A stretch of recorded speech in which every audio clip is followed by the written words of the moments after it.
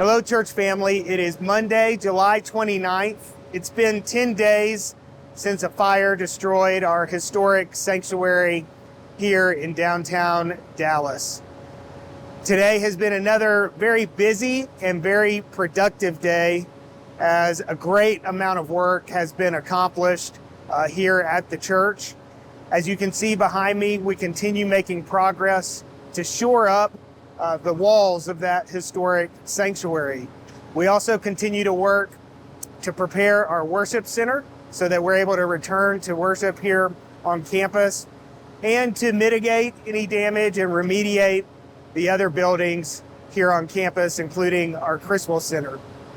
I want to remind you of a biblical truth today. In Ephesians 6, beginning in verse 10 through 12, Paul wrote to us, "Finally, be strong in the Lord and in the strength of his might. Put on the whole armor of God, that you may be able to stand against the schemes of the devil.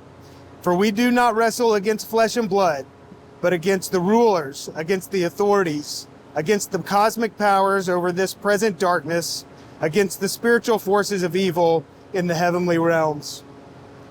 Many of you have asked about the source of this fire and whether the investigation has uncovered what started that fire that Friday night.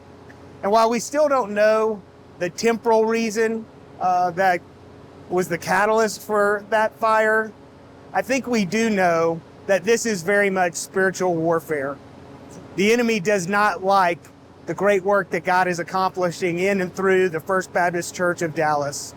But Paul reminds us to stand firm. And so, church, I want to encourage you to stand firm together.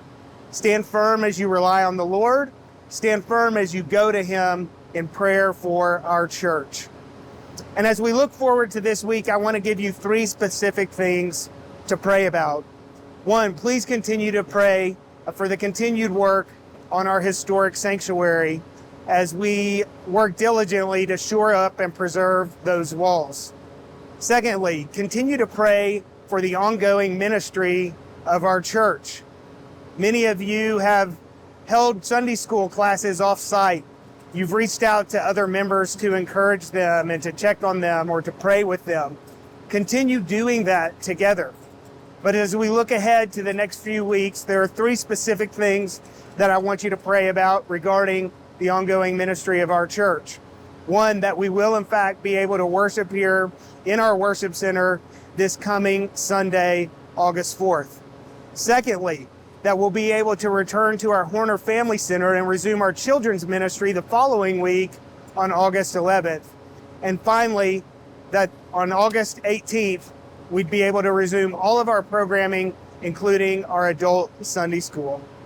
The third major thing that I'd ask you to pray about is to pray against spiritual warfare against our church. We know that we're under attack. We know that this is not a coincidence, but what Satan meant for evil, God can use for good. And we certainly know that God works all things together for good for those who love him and are called according to his purpose. May everything that happens here be for his glory. Church, you should plan to be back in our worship center this Sunday morning. We'll have one service at 11 o'clock. We won't have children's ministry yet. We won't have Sunday school yet, but we'll be back together here on the campus at First Baptist Dallas. Now, I can't tell you that that is a final decision or that we're absolutely sure that is going to happen, but barring any surprises, we'll be worshiping here together in our worship center this Sunday morning. And I look forward to being with you again this Sunday.